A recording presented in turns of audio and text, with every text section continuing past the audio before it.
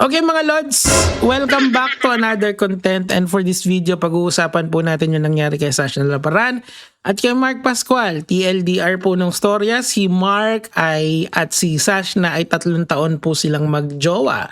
Pero after 3 years, Sash na called it off. Kasi daw po si Mark ay merong dark side, at yung dark side niya ay tinatawag na revenge trading. Or in a formal setting, I believe this is what you call leverage trading, and we will explain all of that later. Pero bigyan ko muna kayo ng mabilisang context dito. Okay naman sila. Tingin ko naman nagmamahalan sila. Kaso nga, dahil dun sa dark side na yun, Sash na chose na sila ay maghiwalay na. At eto pa po yung matindi. Sabi ni Sash na ganon, yung 50M na utang mo sa akin at sa pamilya ko, wag mo nang bayaran. Tulong ko na sa iyan para magkaroon ka ng chance magsimula ulit. Gusto kong bumangon ka ulit kahit wala na ako sa tabi mo. Sash na. Sash na. Ay mali, asan ba yun? Sash na naman. Magpapautang ka ng 50M? Anong collateral niyan? Hindi. Kasi magpautang ka ng 100,000, medyo kung hindi mo kilala yung tao, hingin ka ng collateral eh. Pero dito ano yung collateral? Pagmamahalan ba? Ako Sash na, hindi naman nakakausap ko naman dati yan si Sash na, pero hindi naman kami siguro super close. Pero hindi ko naman ma-offer sa yung pagmamahal ko na ginawa ni Jet. Kaya kahit 2% na lang, 2% ng 50 million, which is a lot siguro that's around 1.6, 1.8 million. Millions pa rin siya kahit yung ganong kaliit lang, kasi what's 10% of 50M, di ba? 5 million. What's 5%? 2.5. What's half of 2.5? Di ba? Around 1.3, 1.4. Di ba? Ganon ka. Ang laki pa rin, millions pa rin kahit na ganun lang kaliit, di ba? So I'm just saying sa inyo na mukhang madaming pera si Sash na para magpautang ng ganyan. Tulong ko na lang sa'yo yan. Like, siguro sa 100, kahit sabihin na natin at the maximum, to 300,000, 400,000, tulong ko na lang sa'yo, pre. Wag mo na akong guluhin. Hindi, siguro ganun niya kamahal. Money, siguro kung money is nothing, kung mahal mo talaga yung tao, who knows?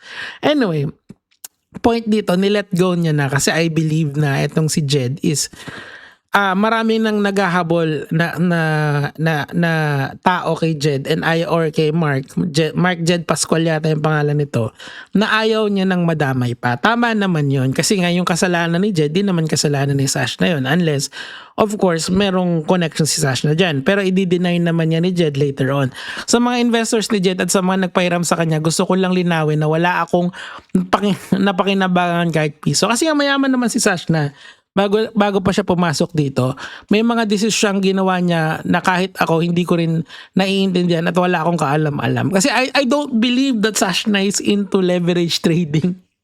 Hindi ko nga ako sigurado kung marunong siya nun eh. Kasi medyo komplikado talaga ang leverage trading. I mean, ako mahihirapan akong i-explain sa inyo, pero pagbigyan nyo ako para lang maintindihan nyo ng sobra tong balita na to. And I think this is very important, lalo na dun sa mga gustong mag-invest.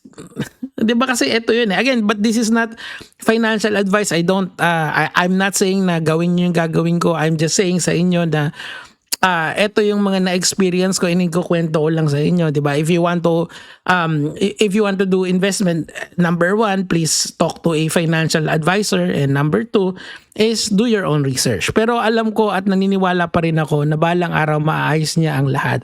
Thank you for everything, Lord. Nagtitiwala pa rin ako. So inalis niya na yung ano niya kay Jed, which is sa tingin ko tama naman yung move na yon. Kasi kung magkakaproblema sa pera si Jed or si Mark Pascual, siya na lang yon. Ito, basahin natin yung pinost niya. Wala pong kinalaman or napalasa sa mga in-invest sa akin. May mga investor rin ako na hindi niya kilala at hindi niya alam. Okay, so dito pa lang problematic na yan eh. Kasi nga, ano ang utos sa atin ng SEC pag kukuha tayo ng investment sa tao? Kailangan muna meron tayong permit sa kanila. Pag wala, it's illegal. Okay? So, doon sa mga nag-invest dito kay Mark Pascual na to, make sure na hanapan nyo siya ng SEC license. Kasi pag wala, ask a lawyer. Kasi ganun ako eh. Kaya ako, mag-invest ako. Laging doon sa, kunyari, merong, sa akin to hindi to financial advice. Sa BSP, yan. Kaya hanapan ko muna ng kung kayo ay related sa BSP, di ba? Kaya mas safe talaga kung sa mga bangko kayo mag-i-invest dahil sila ay may mga financial tools for wealth management. Okay? But that's me. Kung gusto niyo yung mga risky na ganito, abay, bahala kayo. High risk, high reward. Minsan high risk, no reward. Ganun yan eh. Nasunog ko lahat na dahil sa revenge trading at greed. Wala akong tamang risk management at tuluyan na ubos yung capital sa interest at lalo na. Okay, so meron kasing tinatawag na bankroll management. Actually, that's a gambling term eh. Pero risk management, money management, bankroll management, it's under the same umbrella of dapat yung capital mo ay aalagaan mo. You only risk what you need to risk and don't go beyond that.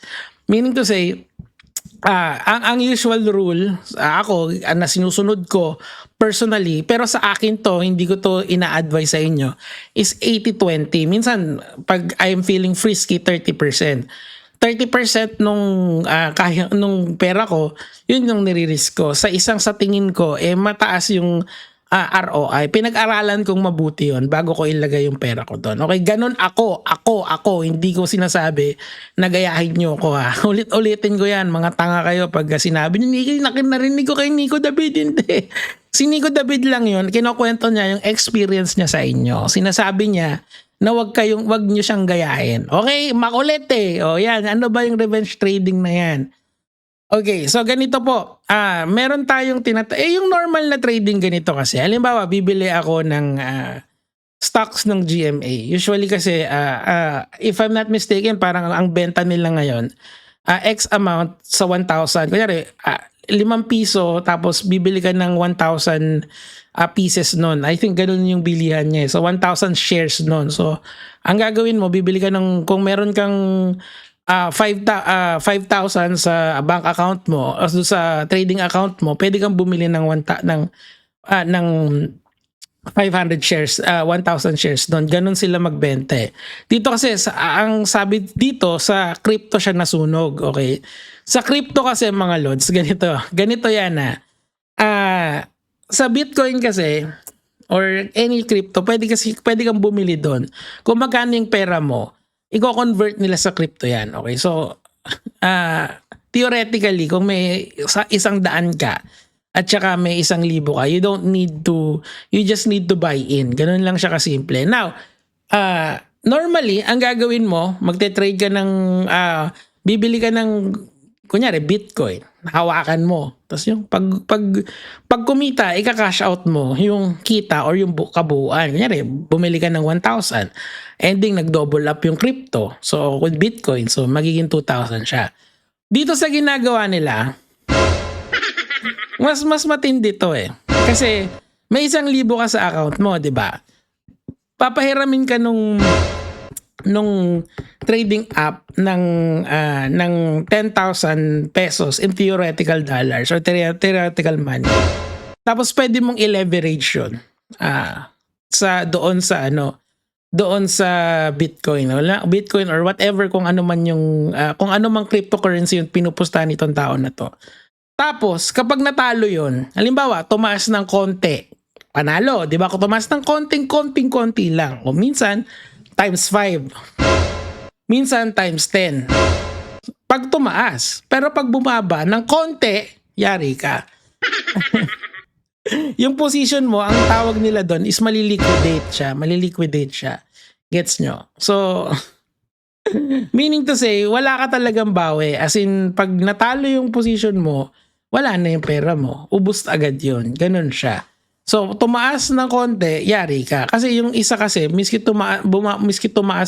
bumaba yung crypto, okay lang. Kasi at least, bumaba lang yung pera nyo. Gets nyo? Yung isa, hindi nila i-liquidate yung pera mo. Or hindi nila, I think mas madaling intindihin, hindi nila kukunin yung pera mo pag bumaba. Dito kasi sa revenge trading or ang tawag dyan, revenge trading or leverage trading, pag bumaba ng konti, ubus na yung bankroll mo, ubus na yung trading.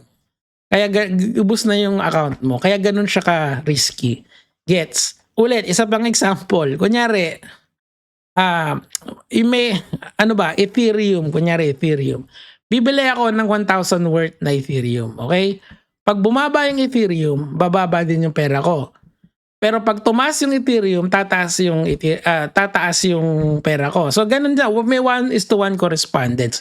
Dito sa leverage trading, may 1,000 ako sa account ko. Papahiramin nila ako ng 10,000 pesos. Halimbawa. Tapos yung pera na yon, ile-leverage ko yon. Pwedeng times 10, pwedeng times 100. Times ganito, times ganyan. Depende kung ano yung risk mo, yung risk appetite na tinatawag. Ito yung sinasabi niya yung risk management. So, halimbawa, tumaas ng konti yung Ethereum. Okay, bukas tumaas, o di panalo ako. Okay? So meron madadagdagan yung pera ko tapos kukunin yung hiniram ko. Okay, ayos. Pero pag bumaba yun ng konti, ubos ako kasama lahat yung hiniram ko. Gets mo? So, ang hirap niyan, sobrang taas ng risk talaga niyan. So, minsan, pag panalo ka, para ka talagang genius dyan. Kasi, ang ganda ng reads mo eh. Pero sa sugal, hindi naman ganyan. Or dito sa revenge trading, halos sugal na rin yan.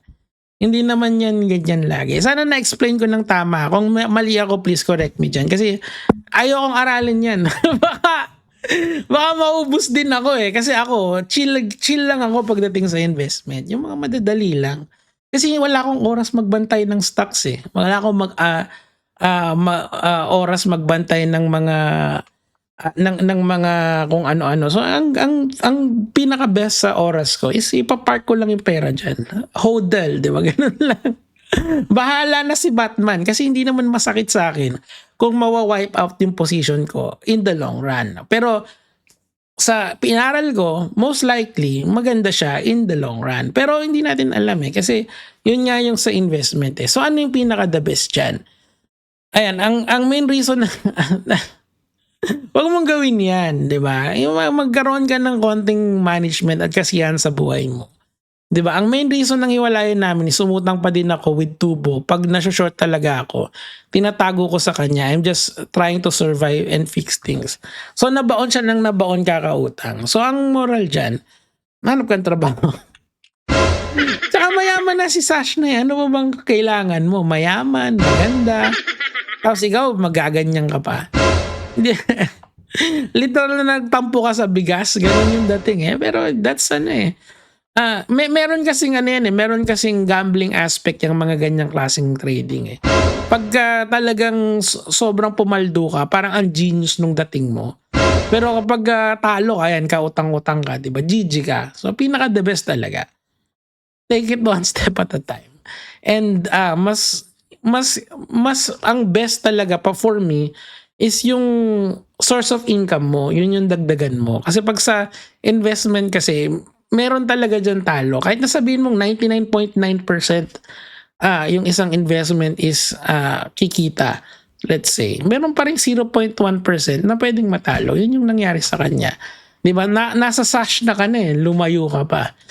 So, kasalanan mo na yan. Anyway, yun lang naman po yung sa akin for today. Gaya mga lads.